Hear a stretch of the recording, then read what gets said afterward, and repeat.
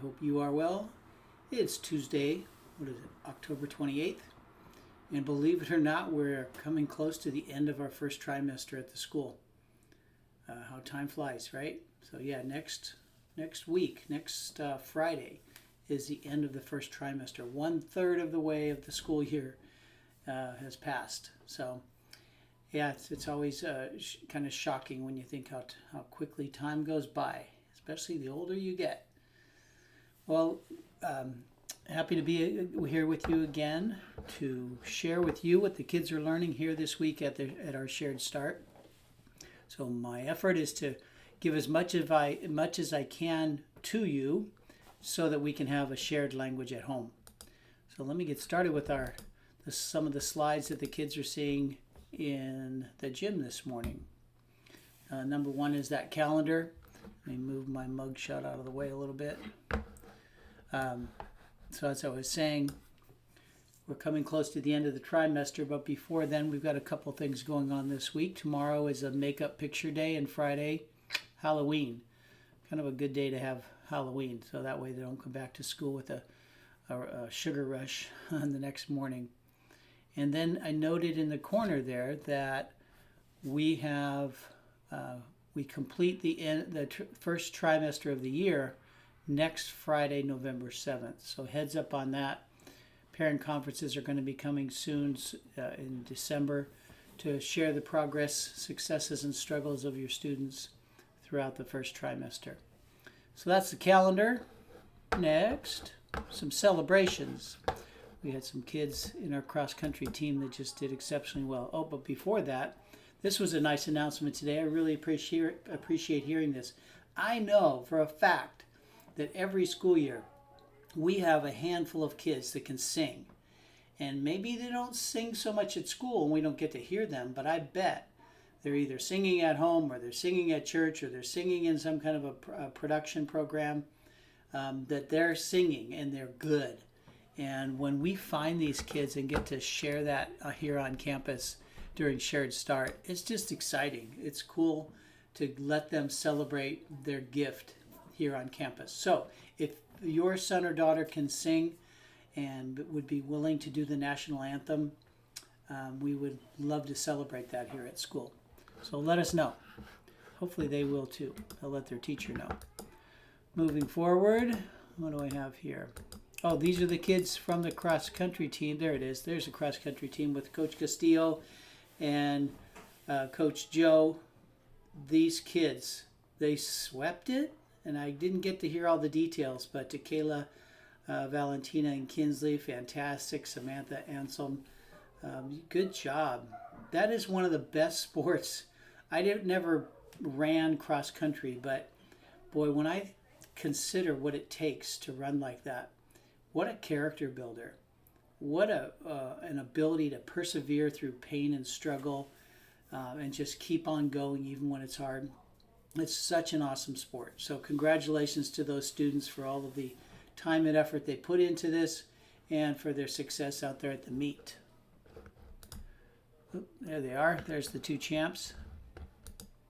Oh, there's some more champs. All right. Some more sports. Sports schedule playoff week for girls volleyball starts today. And it's going to be at the looks like Nazarene Church in San Luis Obispo. So that's their first playoff game. Basketball, tryouts. Here we start a new season, November 4th, 5th, and 6th. The girls 3 to 4 and the boys 4:30 to 6. So here at the gym, again, one of the best things that our kids can do is be in some kind of an extracurricular activity. Obviously, sport's great for the body, but music and dance and all of those other extracurriculars that we can do here at school or otherwise are such a great way to develop and keep healthy our heart, mind, body, and soul. All right, we're looking now at the end of the trimester and looking at attendance. And there's a challenge out there to every class to be the attendance GOAT, the greatest of all time or greatest of all month. So classes that reach the 96% school-wide attendance that means they're here at school every day and they're on time, they will receive, there it is, a pizza party. So just to encourage excellent attendance for so many different reasons. I know as parents, the first thing we say is, well, that's because the school, that's our funding. Well, yeah, it is. It's how our school is funded, unfortunately. But we also know for a fact that the students who are at school regularly have much greater success. They have success with relationships. They have success academically. They learn what it means to go to work every day and to be on time and to be present all the time for your team. So it's well beyond the traditional concern about funding for the school, as we all know. All right, moving on to our habits of the week. So last week we talked about thinking win-win. This week the habit is seeking first to understand, then be understood. Here's the hand signal that the kids learn. We seek first to understand, and then be understood. So it's twofold, and it's in order. It's ordered for great relationship. We seek first to understand what somebody's trying to tell us, and then we don't leave out the fact that we need to speak our piece. We need to say how we might feel or think about something. So it doesn't mean that we don't have our voice if we're just seeking to understand and we're just listening to people. But if we don't listen first, especially to our children, they won't learn to listen first to their own children, to their own friends, to their own spouse. They will not practice the selflessness that's absolutely necessary in any healthy relationship. A relationship is about two or more. It's not about just me and what I want. That is a recipe for a failed relationship. A good relationship, a healthy relationship, is about seeking the good of the other person. One of my favorite definitions of the word love is willing the good of the other. That's when we've developed trust, and when we develop trust, we're able to reach the results that we want in a relationship, in a family, in a business, in anything. Is seeking the will of the other people that are in there, at the same time speaking our own mind. So looking at this tree image, as I illustrated last week, the bottom three are the roots. Those are things I do inside my own mind, inside my own heart, mind, body, and soul, to be the better version of myself. I'm proactive. I begin with the end in mind, and I seek first things first. Then, if I'm to some degree healthy there, now I'm comfortable and humble enough to reach out to other people and communicate better with them. So that's when I'm thinking win-win. I'm seeking first to understand, then be understood. And I'm synergizing my efforts. So these next three habits are social habits. They're ones that we use in communication with our family, our friends, colleagues, athletes, etc. The final one is sharpening the saw, heart, mind, body, and soul. That means I'm taking care of myself. I'm finding time for silence. I'm taking care of my body with good sleep, diet, exercise, and hobbies. I read good books. I enter the classroom of silence and I contemplate, I meditate, I pray. Those areas of life, heart, mind, body, and soul, are sharpened when we take care of them, which then brings sunlight, brings rain. If you look at the metaphor here with the picture, it rains on the tree, it rains on the roots, and it makes all of those things healthier. So hopefully that metaphor didn't take you off track, but essentially, we're growing great kids. That's our mission, to grow great kids. This is the perfect metaphor for it. We've got to feed the roots. We've got to nurture the growth of that person, and we have to give it the sunshine and the rain that it needs in order to thrive. So let me dig in a little bit deeper to this week's habit, which is seeking first to understand, then be understood. Here we go. So it's right there in the middle of the tree. Listen before you talk. More simply said, listen before you talk. Now, what brings to mind here for me is the more often I can use my body language or gestures to communicate a message and not the words, it's simple, it's effective, and they don't hear the tone of my voice, because the tone of my voice may be saying something very different than what the words are saying. I think I've shared before that it's only 7% of what we communicate is the words that we use. 53% of our communication is our body language. So how am I approaching that communication with my body language? Is my posture aggressive and forceful, or is it open and listening? So 53% is your body language. 40% is the tone of your voice. How are you speaking? Are you communicating with a disposition of selflessness and love? Or are you communicating with a tone of voice that says, I want what I want and you're going to give it to me, and I'm not even going to listen to what you're saying because I want what I want? Well, all fine and good, it doesn't work. It just doesn't work. It's not effective. And there are times, yes, that we need to be forceful. We need to say what we need to say, do what we need to do, and tell people something. But that should be rare. If we have a trusting relationship with anyone, it should be rare. It should be, the time when there's an emergency situation, emotionally or physically. That's when that may be necessary. But I would say at least 95% of the time, we should approach the people we care about, whether they're our family, whether they're our colleagues. We should approach the people we care about by seeking first to understand and then to be understood. So what does that look like? Let me share a couple more thoughts with you on this. This is what the kids are seeing. Listen before you talk is a habit in Shared Start today. And this little message is being shared. So listening isn't just about being quiet. Good listeners use their ears to hear, their eyes to see the person speaking, and their heart to care about what's being said. There's the key.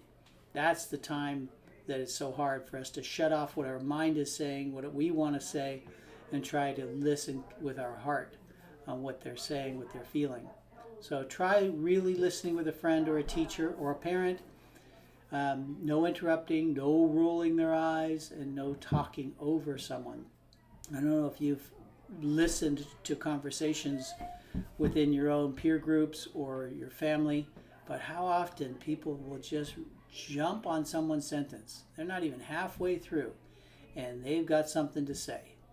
It is so disruptive to a relationship, to a conversation, and it's just a tit for tat. I'm going to say what I want to say and never really listen to what the other person's saying. It doesn't work. It doesn't create relationship. It destroys relationship. I don't even want to talk to somebody that, just wants to tell me their own story. I'll listen, but boy, if I try to get my own thought in and they jump on it again, boy, it just shuts down the conversation. It shuts down relationship. So let me share with you two of the tools that we use here at the school. Frankly, I use them probably every single day. Yeah, I would say every single day when I'm counseling kids here at the school. And you may be familiar with these. I hope you are, because that means you've been here for a little while. But if you haven't, or you haven't practiced using them, I challenge you. I challenge you to use these tools when you're communicating, especially with your child. But this works for everybody. High school students are not offended by the goofy, somewhat immature pictures we see here on the screen. These are called kamochis, and basically it's a Japanese word for feelings. I think that's where we get the word emoji from, is we're expressing something. These are basically all emojis. And seeing the picture and then associating it with a word transfers, and if I may again show you what's going on in your brain. Our feelings are in the center of our brain. Okay, so if this is I'll show you the whole thing here in a second, but the middle of our brain is the limbic system, and that's where our emotional state is. Now, if we share the feeling and we say what it is, that connects to the cerebrum of the brain, which is where our thinking is. And that's ultimately why why feelings are generated, to bring us to a higher level of cognition, a higher level of thinking, where now we're being thoughtful, not just reactive. We're being proactive instead of reactive. That's the challenge. How do I get from being reactive, let me just pick a feeling, I'm feeling mad, and getting it to get to the top of my brain, which tells me, okay, you're mad, fine. You have the right to be mad, and it's appropriate for you to be mad about this thing.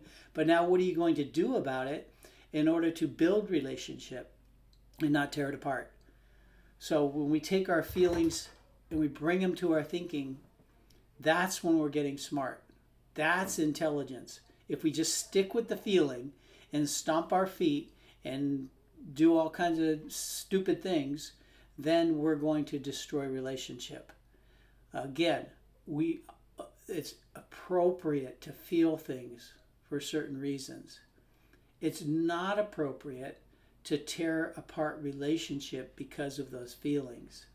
We've got to figure out a way to listen carefully and then turn it into a relationship builder instead of a destroyer.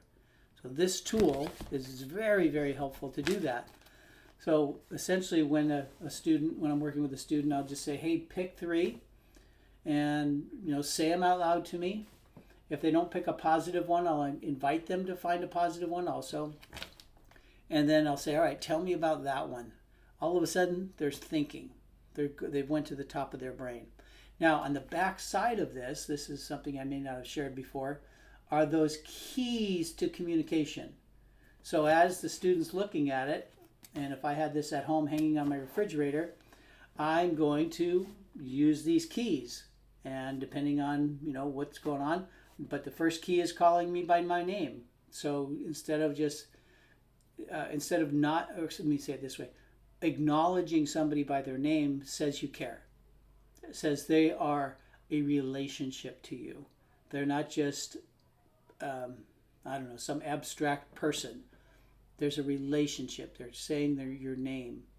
The second one is using a peaceful talking voice. So often, kids think we're yelling when we're saying something. Well, the yelling is probably coming from the tone of our voice or the body language, and it feels like a yell, when maybe we're not even intending to be upset or yelling, but trying to say things in a peaceful way. My favorite line, help me understand. I don't get it. Help me understand the feeling that you're having, the thought that you're having, the struggle that you're having. Help me understand. Give me the understanding of what's going on in your heart, mind, body, and soul. Looking like you really care. Leaning forward. Those little things, looking like you care, tones everything down and provides opportunity for communication. So all 7 of them are there. I'm going to post this in our Parent Square site so that you can have access to these. Print them out, put them in a plastic sleeve, hang it on your refrigerator, and instead of saying anything, just present this image. Tell me how you feel. And say it in a peaceful way. And watch the magic. Because all of a sudden they believe that you care. And now they're willing to share what's really going on with that outburst or whatever happened there. I hope that helps. I know it helps. I know it does because I do it every day, and it's extremely helpful. I do it even to myself. Gosh, what am I feeling right now? Because all of a sudden when I do that, I'm going to start thinking about how I'm going to use that feeling to make me more intelligent. All right, ladies and gentlemen, here we are toward the end of our trimester. Hope all is well with you and your families, and I'll see you next week. Take care.